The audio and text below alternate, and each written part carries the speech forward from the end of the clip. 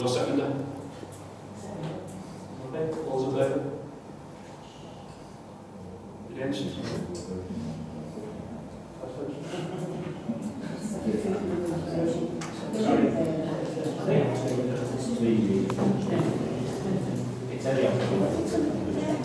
Chair, sorry to interrupt, but I think it would be appropriate and valid to at least note the comments that were made by Councillor Fraser concerning. I think that we need to at least do that, even if we've decided, or you have decided, or the committee decided to take it elsewhere, because I think the points she's made are valid. So if you do that, I'd be grateful. While I'm speaking, Chair, I just have two other matters that really come under that agenda item I just want to give advice on, actually. The first one was on page 71 of those horizontal work programme commitments for regeneration environment. You've got coastal issues down as a potential review, under the potential review item, but it's not blocked out anywhere along the following line between May and April next year. My concern is there are three elements to coastal issues. There's the wind farms, which I won't bore you all to death, but you know my views on those. There's the coastal erosion, which of course is a worry, and the growing of grass all along the north foreshore. And the third thing really is tourist attractions and trying to make them more appropriate and maintain their attractiveness to the population. So those are three sort of mini issues, if you like, within that context, but at least I think should be talked about by somebody. So I would suggest that coastal issues potential review is firmed up and put somewhere. That's my personal opinion as a member of this coordinating committee. That was the first point, Stuart. The other thing is that I wanted to mention, you will remember when I was chairing the Sustainable Communities Committee, we and the officers spent considerable time looking at the parking problems that were occurring on the Wirral, obstruction, parking on pavements, parking on grass verges, obstruction to people who were disabled, which now includes me, by the way.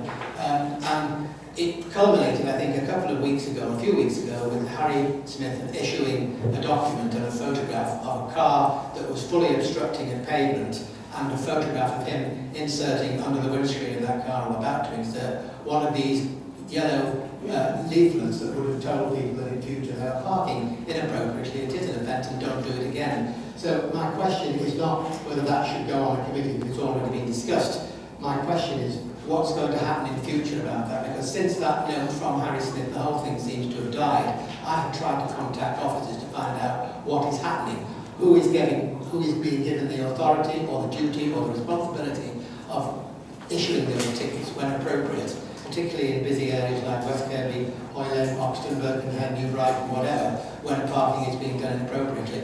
I don't want to see it get lost, if you see what I mean. I didn't know whether it was appropriate to raise it this time. I don't want it to get lost to it, because you and many members of this committee were involved in debating that at the time, and we came up with some first-class conclusions with the help of officers, and I don't want to see them disappear into the woodwork. Translator, quite back to those points.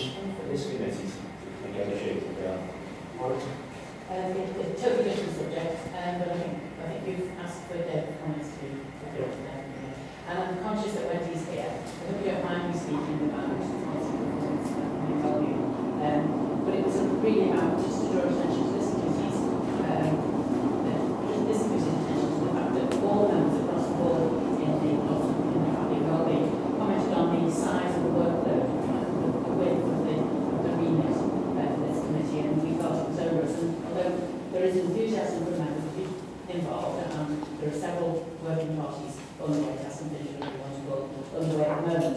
There was also a concern about the possibility of not having enough officer support to support all three task and finishes running at the same time. And I just would like to register that, but we are concerned that that happens. Okay, thank you. Right.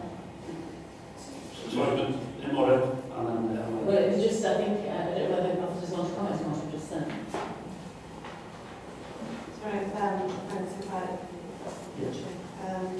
will comment. I think I do recall that officers and members of that committee were concerned about the workload. There were two large committees that was really long, and absolutely that was a concern. And it is perhaps an opportune moment to introduce our two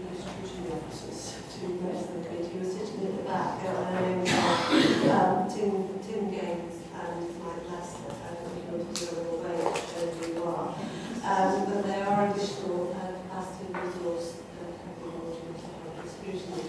Clearly, normally we have a scrutiny officer linked to various particular committees, but we will be reviewing to make sure that if the workload gets excessive, then as a team, they will look to help each other out across the various committees. I would also take to make sure that we do keep a close eye and review to make sure whether the workload is feasible and achievable. And I would absolutely acknowledge the concerns of members. Yeah, I just wanted to really pick up the points that David had made. As far as the work plan for any particular committee is concerned, it is difficult. There are a number of very important issues that should be covered. It's simply there just isn't the capacity or the ability to do it all. The flood defences is clearly a key area, and it should be there in the work plan. But other priorities may mean that it doesn't get attended to. It may be it's something that you might like to look at from the constituency committee point of view, from the West Wirral perspective. As far as the parking on pavements is concerned, again, I think that's important, and I will certainly ask for a report on that at some future date with one of the meetings. I'll just bring in Councillor Fraser. Just a very quick comment on that. All my concern was, as I said, I didn't get lost in the woodwork. I wanted to know who is now taking responsibility for ensuring that all of the hard work that we did and agreed, and it is now written in stone that we shall do it in company with the police, who is going to be responsible for carrying out that work, and where is it going to go from here? That's all I wanted to know, Stuart. Thank you. Thanks, Stuart. I was just going to ask the owner if she perhaps let us know which officers will be supporting what committees, and specifically this committee. Because I think it was brought up at the last meeting. Right, perhaps indicate who will be supporting the policy committees. It's just been working, started this week with the agreement with people. Thank you. Yeah, in terms of the allocation of committees, obviously you're aware that Alan Beach is supporting the Financial Wellbeing Committee. In terms of our new scrutiny support officers, Tim Gaines will be supporting the regeneration environment, and Mike Lester will be supporting transformation resources, and I will be supporting this committee.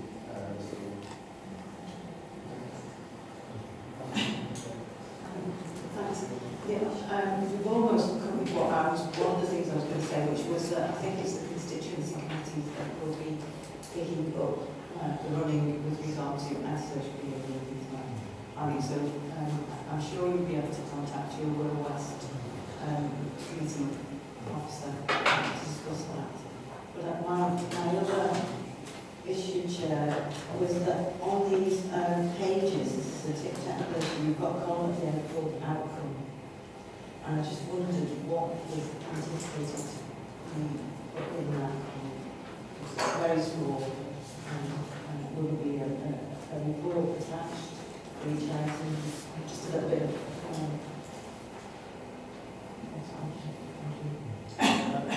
Again, sorry to interrupt you, may I just make the point that when we discussed this, and I accept what you said as being the correct answer for the parking situation, we did establish this was a Wirral-wide problem. It was happening all over the borough, and the Pedestrian Association had brought it to our attention across the borough, from all early Bromborough, Bevington, New Brighton, Eastham, you name it. Everybody has this problem that occurs from parking on pavement. Sorry to go on about it, but I don't want it to get lost in just going to our constituency committee at Westborough. Thank you.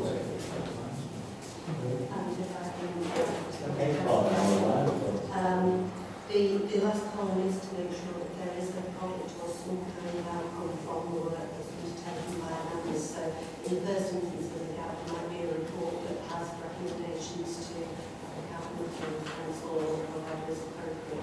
So it is just to actually make sure that we capture what happens in the light of what we just described, council, it is to make sure that we understand what's happening with that piece of work and what happens next week. So it is to try and capture that as we go through the work programme. so we'll be able to pick up where the US sort of again. Stephen? I think we're getting a little bit above our station as a coordinating committee. We We had a meeting. I turned up with my chips on the table. So did Alan, so did Mark. Unfortunately, the last meeting, Conservative member wasn't there. And I didn't get everything I wanted from the bits. Neither did any of you get entirely everything they wanted. But I don't really think it's our job to dictate to those committees who've wrangled and worked hard to get to a point of prioritising what they feel their work programme should be.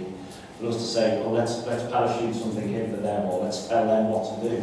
I think you have to understand that these difficult thinning down of what could have been 20, 30 options, Alan, I think, our debate probably started with. To get ours down to about 4 or 5, real pieces of work was a fairly difficult situation. So I think we should, have faith in those groups of people to do that, and not dictate from here what should be discussed. However, I think we've got some reassurance about parking, that it will be a report rather than an in-depth study. But I think, like some of the other requests, we can't lose focus of what the big issues are, the really difficult issues, and the budget is the big issue, and the effects of that budget on the sales of Route 5. That's why it's in the last.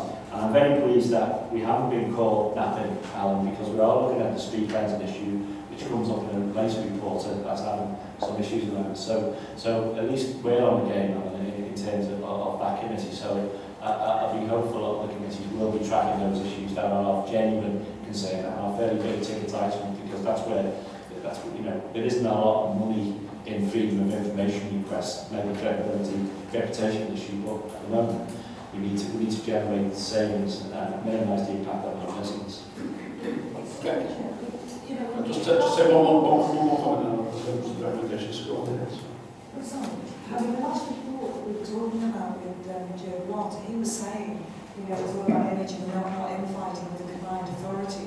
Well, there seems to me that freedom of information requests, there's a lot of them in the press these days. We get a bad press, so surely that's why I felt. Sorry. We've got to talk about freedom of information and maybe opportunities. Just want a clarification. The officer, Joe Block, did not mention infighting with the combined authority. He didn't mention that. But nothing. Sorry, It's quite clear what the officers do say here. I'm not going to put supposition. Joe Block's report, but it was Steve that said that. Yeah, but you just mentioned Joe Block, and most of that wasn't the officer. Okay, do we move progress, please? Move progress. Right, move on to the recommendations. Right. 5.1, I'd like to ask that recommendation as after this, set out some amendment form, and also substantively that was recommended. I'll contact them. Everyone agrees to that? 5.2, agree? Okay, and that's the third recommendation, members' comments being asked. Now, in terms of the work programme for this committee, you'll notice that we've got individual legislation, capital options and options 2014, 15, on our work programme, universal credit. You can do some volunteers to start looking at the individual external registration. So if anyone wants to get involved in that piece of work. You avoid it, yeah. The last slide. Any other volunteers?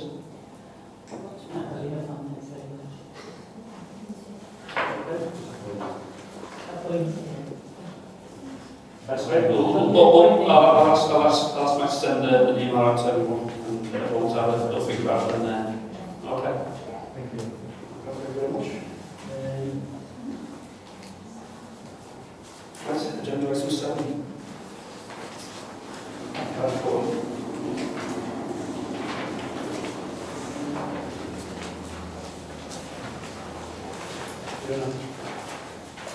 Chair, members should have a hard copy of the dashboard in A3 size and colour, because we've got that in English and all. That's a good start. The appropriate this report provides with an oversight of where we are rating ourselves against the corporate plan indicators at this point in time. You will note there are two red rated indicators, one on local environmental quality and second on the establishment reduction compared to the savings assumption, which is line 17. So it's line 7 and line 17.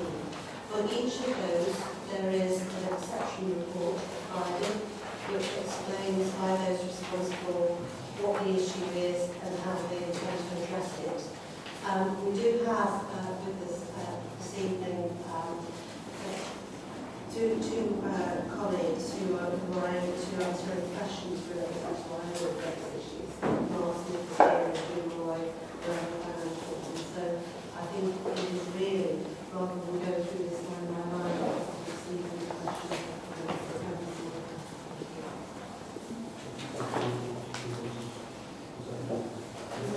Would you prefer to comment on the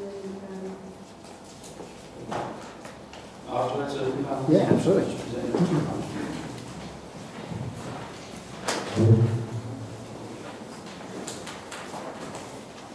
Chair, I just interrupt for a second while they're being set up. Can somebody briefly explain to me, you know these arrows with the negatives or positives in them? They don't seem to be entirely logical in the sense that they've got an arrow going upward with a negative on it, and also an arrow going downward with a negative on it. Now, I assume they're referring to two different aspects of life, but it doesn't tell us what aspects of life they are referring to. So somebody just briefly clarify for me, Jonathan. Right. The arrows are unique to each individual indicator. It's not generic across all indicators. So some indicators, so for example, life expectancy. If life expectancy goes up, the arrow will be positive. If life expectancy goes down, it will be down, it will be negative. So each individual indicator has a unique methodology attached to it. My concern was that some of the arrows go up, and one would think a positive had a negative sign in them. And I'm assuming they both refer to different aspects of that particular indicator. Let me point them out to you. On the first page of the beautiful coloured chart we've got, the first item there is little children looked after for 10,000, and you've got an arrow going up with a negative in it. On the line below, safeguarding and safeguarding referral action within 24 hours, you've got an arrow going down with an arrow on, with a negative on it. So it looks as though there's a conflict of opinion between whether it's improving or whether it's getting worse or whether it's not. What, just can you just redefine that again for me? Is it more clear what you just said? Basically, the arrow shows which way the indicator is going. So the arrow itself shows you that. The plus or the minus tells you that that's a good thing or a bad thing. So if an indicator is increasing, it could be good or bad. So if we've got more children going to poverty, we would expect that to have a minus sign on it because it's not a good thing. Yeah. Thank you very much. I just wish somebody had put a little piece of a note there to tell us that, because you know, in the middle of the night when you're reading these, when you've got nothing better to do, when you suddenly have a brainstorm and think, I can't stand this, where's the ice bag? So it would have been helpful if that could have been explained. I think it's worth mentioning. I attended a training session with Tony in the week, and I found it last week. I found it very useful, and I would encourage all members to attend the training. We've got one tonight related to One nice in the morning just to attend. Can I just comment on that? I feel reports should be easy to read. I don't think you should have to attend. I think it can help in some instances. But I think if you're reading a report like this, or any report, it should be clear what it says. There should be a little key on the bottom to say that. I don't think it's something that you should know automatically, because people don't know, people don't. I can vouch that following the trade session I had, it's crystal clear to me. We're just not just looking at the board, and I think that's what's important, that any concerns need to jump off the page. And I would encourage anyone to attend those sessions. Right, invite Mark to say a few words, if you like. Okay, that Thank you, Chair. I'll be guided by members, just in terms of the format and in terms of what you're expecting from me. So I guess it's probably appropriate for me to just say a few words about the indicator itself and the principles behind the indicator. And then I'm just going to say a few words around the results that we've actually had at the end of the first quarter, and obviously this better result. Probably give some reasons why, and then obviously most importantly for members, some actions around mitigation and what we're looking to address some of those issues really. So I think as members, many of you will be familiar with the local environmental quality type indicator. The main elements of that are around levels of things like litter and detritus. Very simple, it's like a percentage score, and the higher the percentage, obviously the better, so the closer to 100 that we can get. In broad terms, since the start of the BIFRA contract, the principle behind indicators such as this has been that we really do look to keep all areas around the board to that very high standard. And that would be everything from gateways, primary, secondary retail areas to residential areas as well. In terms of the indicator that's in the corporate plan that we're actually monitoring performance against, it is important to note that this indicator actually relates to what we call the Zone 1 areas in the BIFRA contract, and that's the primary retail areas and those key transport gateways. So actually this doesn't relate to areas like residential streets. In terms of the results that we've had, members will obviously see from the table that we've set ourselves that indicator of we're looking to achieve that 92%, which is consistent with performance standards in the past. Very disappointingly, during that first quarter of this year, June, those standards haven't actually been where we would want them to be. So we are certainly, it's fair to say, drift on performance. What we've actually done is we've done some research as to what sits behind that 83% figure. And I think if there's a positive there, we've actually broken that down and looked at the proportion that relates to litter and the proportion that relates to detritus. I am pleased to advise members that the performance on litter on our main transport roads and primary retail areas actually only just missed the target. Our litter measure actually came in at 93% against the 92% target. The area where we've been really caught out is the detritus aspect of the measure, and that's been well down at around about 55%. And as a result, that very poor detritus score has actually been the thing that's dragged us down overall. So, even though it's probably fair to say that detritus certainly on main roads, because cars tend to be travelling past at fairly high speed, isn't the kind of thing that in terms of public perception people tend to pick up on. We certainly recognise as officers and working with BIFRA that we really do need to get that indicator back up to where it needs to be. And that is certainly focusing on the detritus aspect of that literally detritus score. Just in terms of some of the reasons why that probably contributed towards that indicator as well, certainly in terms of the exception report, it talks about two things. First of all, the first one is around the morale of the BIFRA workforce. It's fair to say that in April to June of this year, the BIFRA workforce were aware that the council had taken the budget option in March, and it was a big unknown as to what the compulsory redundancies could be like across the whole of the BIFRA workforce. So essentially, all of that workforce were, certainly aware that they were at risk and their future employment was certainly at risk. So that there were certainly morale issues there to deal with, which